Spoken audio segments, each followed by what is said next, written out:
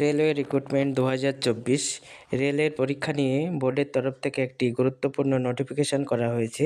পরীক্ষার সময় যে ফিজিক্যাল ভেরিফিকেশান হয় সেখানে আধার বায়োমেট্রিক করা হবে বলে জানানো হয়েছে।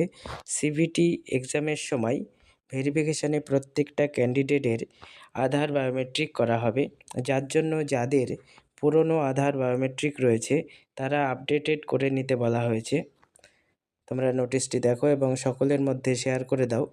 প্রত্যেককে আধার আপডেট করতে বলা হয়েছে, যাতে ভেরিফিকেশানের সময় প্রত্যেকে যাতে আপডেটেড বায়োমেট্রিক হয় এবং ভেরিফিকেশান সম্পন্ন করা যায়, যার জন্য বোর্ডের তরফ থেকে নোটিশ করে বলা হয়েছে প্রত্যেকটা ক্যান্ডিডেট যারা পরীক্ষা দেবে সিবিটি এক্সামিনেশান 2024 রেলওয়ে রিক্রুটমেন্ট, সেখানে ভেরিফিকেশান আধার বায়োমেট্রিক করা হবে।